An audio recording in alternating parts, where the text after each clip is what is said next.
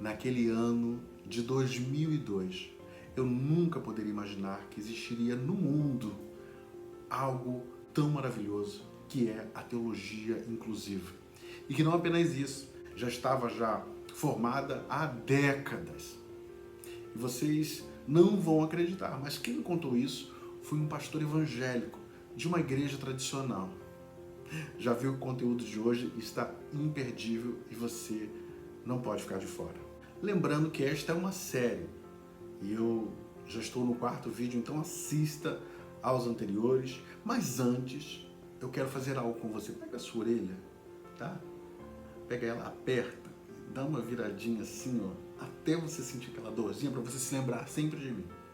Eu quero te pedir algo que não vai te custar nada, algo que você fará, que apenas fará o bem.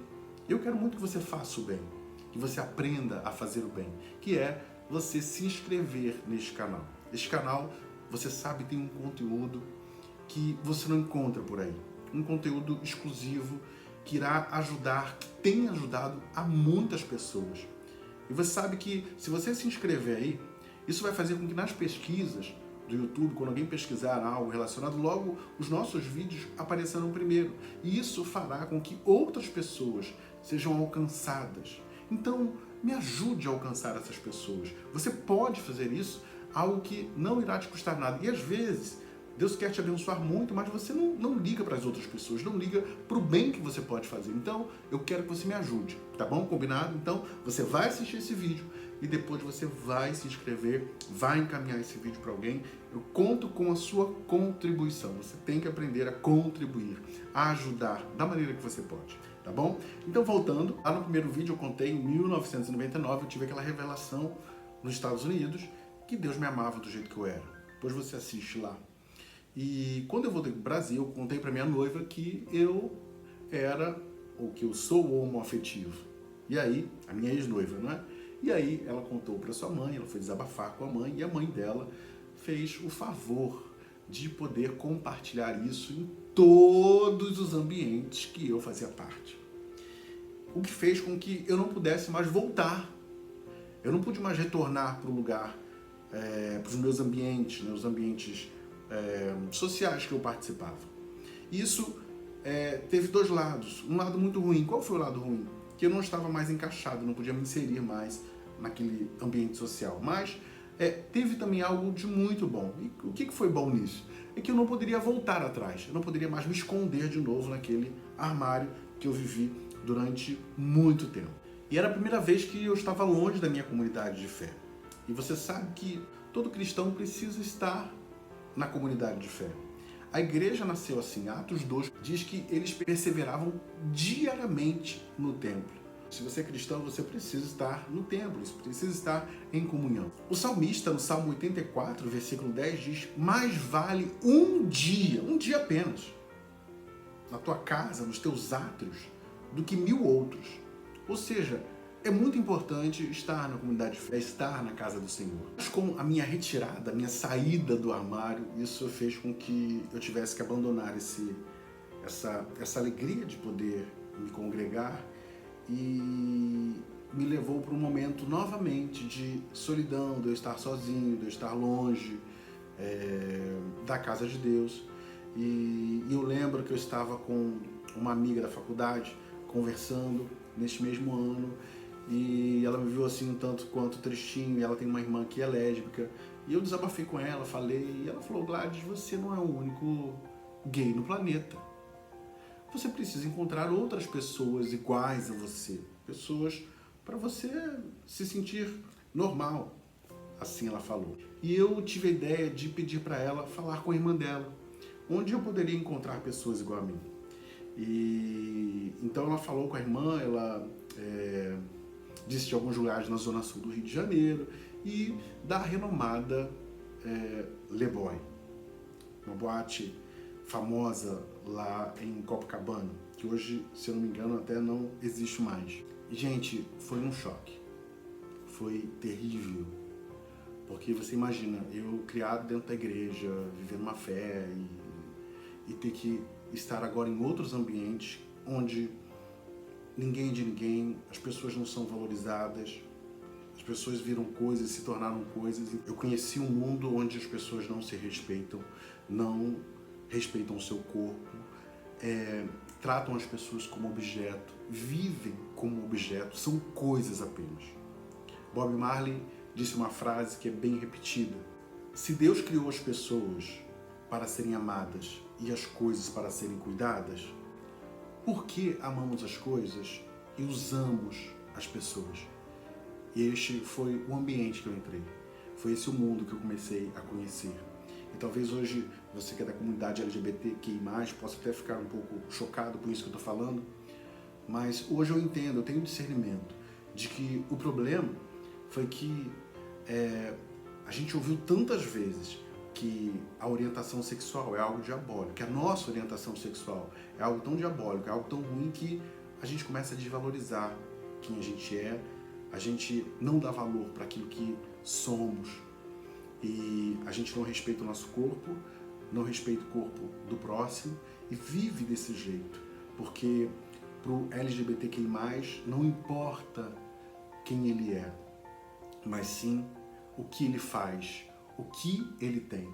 Então, as coisas valem mais. O que vale para um LGBT é o carro que ele tem, é a graduação que ele tem, é o quanto ele pode ajudar a família, porque ele vai ter que pagar o material de escola do sobrinho, ele vai ter que ajudar em casa, ele vai ter que fazer essas coisas. Então ele só vai ter valor nisso, ele não tem valor no que ele é, na orientação sexual dele.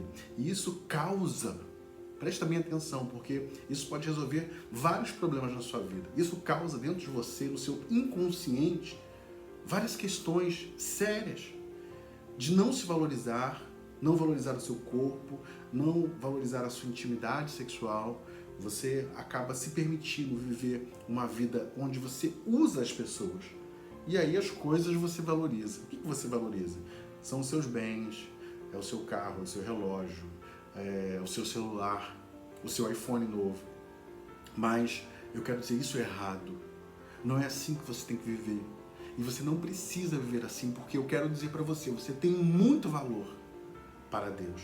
E Deus em nenhum momento irá te excluir, irá te abandonar. Então receba, aproveite esse vídeo para você receber a cura, para você aprender a amar as pessoas, aprender a amar o seu corpo, a preservar o seu corpo, a intimidade do seu corpo e não viver por aí vivendo uma vida tão desvalorizada para aquilo que você realmente é. Gente, isso é muito sério. E eu não quero aqui ser o dono da verdade, mas eu quero que você reflita muito sobre isso, porque isso será libertador. Esse conteúdo será libertador para você, quando você entender que você tem valor naquilo que você é. A sua orientação sexual é uma bênção de Deus. Entende? Quando um LGBTQI+, chega dentro da igreja contemporânea, a gente tem um trabalho enorme, onde a gente tem que ensinar novamente gratidão, ser grato a Deus, ser grato ao próximo, ser grato à família, a ser leal nas suas relações, a ser leal na sua intimidade, com as pessoas que convivem com ele, a contribuir para um mundo melhor, a ser uma pessoa melhor a cada dia, a viver realmente buscando tudo aquilo que está dentro do homoafetivo, mas foi afastado, foi tirado. Por isso eu repito, Deus fez as pessoas para serem amadas sim, e você foi criado por Deus para ser amado. Então, ame a si próprio, ame ao próximo, ame a Deus, receba o amor de Deus. E as coisas, você pode estar usando sim, as coisas apenas, mas não as pessoas. Mas, voltando, e por isso eu posso dizer que eu entendo a muitos de vocês, eu me acostumei muito fácil em viver naquele ambiente. E durante um ano inteiro eu vivi daquela forma, usando as pessoas, usando meu corpo. Enfim, durante 2 anos eu vivi daquela forma, durante 3 anos eu continuei daquela forma. E quando chegou no ano de 2002, eu me aceitei em 1999. Quando chegou no ano de 2002, eu lembro bem, eu passando pela enseada de Botafogo, ali no Rio de Janeiro, de carro, e era domingo, era mais ou menos umas 17 horas, era o fim da tarde, eu não lembro para onde eu estava indo. E aquele dia eu orei, eu falei com Deus, depois de um bom tempo. É lógico que eu falava, eu separava as minhas contribuições, de vez em quando numa igreja entrava naquele momento e deixava lá, enfim, mas eu mesmo assumi um compromisso comigo de voltar, de retornar para a casa do Pai, de estar não apenas uma vez a cada 2 meses, mas toda semana. Não importa se eu sentasse na última fileira e saísse, fosse embora antes do culto terminar, sem ser visto por ninguém, mas eu voltaria a fazer isso. E daí eu quero dizer, Deus abriu uma grande porta por conta deste meu retorno. Por isso quero dizer, você precisa retornar para a casa do Pai. Quando você retorna, as coisas acontecem. Eu retornei e eu comecei a frequentar uma igreja. Retornei porque eu não queria viver aquilo, eu não queria estar mais daquela forma. Às vezes a gente pensa que é normal isso e viver dessa forma, mas não é normal. E eu sempre digo algo, que os momentos que eu vivi dentro da igreja, com todos os meus conflitos, né, de não me aceitar, de não saber o que Deus realmente queria em relação à minha orientação sexual, eu quero dizer, eu era muito mais feliz durante aquele momento do que esses 3 anos que eu vivi longe da casa do Senhor. Junto com a aceitação me veio o afastamento. Comecei a me afastar da presença de Deus, de estar na casa de Deus. Foi quando eu descobri que tinha aberto uma igreja no meu bairro, uma igreja nova. Eu falei assim, bom, vamos lá, uma igreja que estava vindo de outro estado. E, então essa mesmo tá ótima para eu ir, porque lá ninguém vai me conhecer, ninguém vai saber da minha história. Eu só queria ir fazer minhas orações, receber a palavra de Deus, contribuir, como eu fazia sempre. Eu tive sempre algo muito forte em relação a isso, por isso que acho que Deus sempre abençoou a minha vida. E, enfim, eu estava lá. E eu comecei a ir um dia, outro dia, outro dia, outro dia. O pastor começa a observar. E começou uma insistência. Tudo bem, já sabia o meu nome. E aí, Marcos, você não vai trabalhar na obra, você não vai estar no ministério? E eu sempre enrolando o pastor. E ele falou, quero sentar com você, eu quero conversar. E todos os dias aquela insistência, vamos conversar. Meu Deus do céu. Eu vou conversar e eu sei que agora eu não vou mais poder estar na casa de Deus novamente, eu tenho que ir para outro lugar. E agora, como é que vai ser? No dia marcado eu estava lá. E o pastor fez aquela pergunta. Então, Marcos, por que você não vem trabalhar na obra, não vem fazer a obra de Deus, não vem servir a Deus aqui na igreja? Aí eu parei, olhei para ele, né? E pensei comigo, ele não imagina o que ele vai ouvir de mim, né? Porque eu já sabia que Deus me amava, eu já tinha visto dentro das Escrituras aquelas passagens, né? Já tinha repensado sobre elas, já tinha vindo algo dentro do meu coração em relação a muitas questões. E eu, sem muitas delongas, eu falei, pastor, olha só, eu quero dizer uma coisa para você. Eu não posso participar ativamente de um ministério aqui porque eu sou gay, eu sou homossexual. Eu sei que a igreja não aceita isso. Eu não vou poder participar. E eu falei também, não adianta você vir com um monte de questões dizendo que Deus não aceita, que isso, que aquilo, porque eu já tenho isso muito claro. E eu falei da passagem dos eunucos, mesmo sem conhecer teologia inclusiva. Eu falei de Jonatas e Davi. E enfim, sabe quando a pessoa muda a expressão e você vê um sentimento de dor? E eu nunca vi uma dor tão grande expressada naqueles olhos. E ele parou, ele ficou olhando para mim e eu vi que as lágrimas desciam nos seus olhos, era uma tristeza, era uma dor muito grande que ele nutria naquele momento. E eu vi quando ele engoliu a seco e me olhou e disse para mim assim: Marcos, você está certo. A homossexualidade não pode ser mudada, não precisa de cura, porque não é doença. Deus aceita. E eu sei disso porque eu sou homossexual e conheço bem tudo isso, mas eu escolhi não viver a minha orientação sexual por conta da minha família, da igreja e de tudo mais. E eu vou me casar com uma mulher e viver com isso eternamente aprisionado dentro de mim. E logo em seguida, ele também falou, e o que você falou, tudo isso já não é novidade de hoje, porque existe algo no mundo que chama-se teologia inclusiva. Inclusive tem uma igreja, Metropolitan Community Church, nos Estados Unidos, que é uma igreja que acolhe esta comunidade. Eu vou dizer quase que eu caí para trás. Ali aquilo me deu um choque, eu mexi a cabeça assim, meu Deus do céu, o que é isso? Porque era muita informação, né? E depois daquele momento, eu só me lembro de eu em casa, porque naquela mesma noite eu comecei a fazer pesquisas sobre teologia inclusiva e eu comecei a procurar onde havia esse conteúdo, esse material. E eu comecei a ler aquele material e só havia material em inglês, né? Então o que eu fiz? Eu comecei a traduzir, eu vou dizer assim, poucas horas, algumas horas, eu traduzi muito conteúdo. Isso foi no ano de 2002, foi quando eu publiquei na rede mundial de computadores o primeiro conteúdo em língua portuguesa sobre teologia inclusiva. E, gente, eu quero dizer para vocês, bombou. Eram pessoas do país inteiro me perguntando mais sobre o assunto, mais sobre o tema. E imagina, né? Foi uma loucura.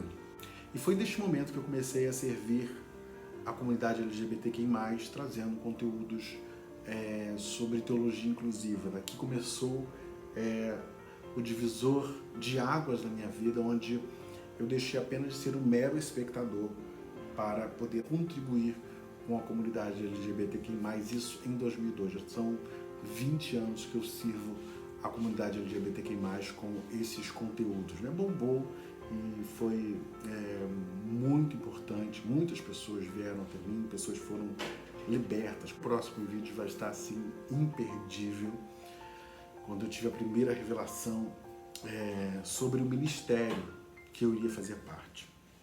E para terminar, gente, eu falei muito hoje sobre contribuir.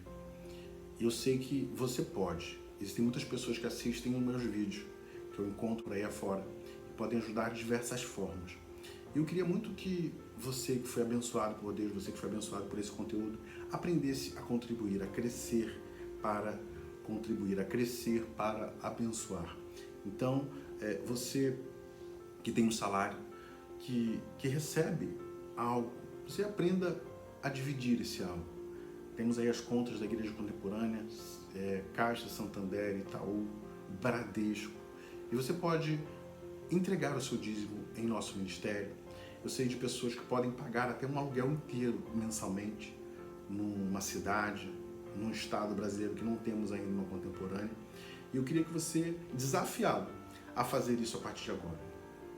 Você que pode, você de repente, eu tenho um terreno tal, você que é empresário, eu tenho um imóvel, eu quero doar para a Igreja Contemporânea, para ter uma igreja aqui no meu estado. Poxa, como seria maravilhoso. E eu sei que você pode. E se você está ouvindo, Deus está falando com você. Você vai estar nos ajudando, você vai estar procurando a gente e a gente vai poder expandir, porque o meu sonho para a próxima década é estar em pelo menos um estado brasileiro com a Igreja Cristã Contemporânea. Então, deixa Deus tocar na sua vida, ajude, contribua. Você que ainda não ajuda a gente no semeador, na obra missionária, que você possa todos os meses separar um valor para estar entregando dentro da Igreja Contemporânea, em uma dessas contas. Ajude a gente de alguma forma. Se você se você gasta com tantas outras coisas, às vezes você sai numa noite e gasta com tantas coisas, bebidas, vícios, ajuda a gente a levar o amor de Deus a todos sem preconceitos. Receba essa palavra e receba o toque de Deus para você hoje fazer. Vai embaixo, procura no site da igreja, igrejacontemporânea.com.br e nos ajude a levar o amor de Deus a todos sem preconceitos. O próximo vídeo também trará um conteúdo imperdível e eu espero você, tá bom? Que Deus te abençoe. Tchau. A Bíblia Sem Preconceitos fará você descobrir por que a Bíblia não condena a homossexualidade. O pastor Marcos Gladstone, em seu livro, revela um claro jogo de traduções manipuladas e teologias tendenciosas contra os LGBTs. É uma leitura indispensável para religiosos, educadores, professores, ativistas e todos mais. Adquira pelo site igrejacontemporânea.com.br ou nas lojas virtuais da Amazon.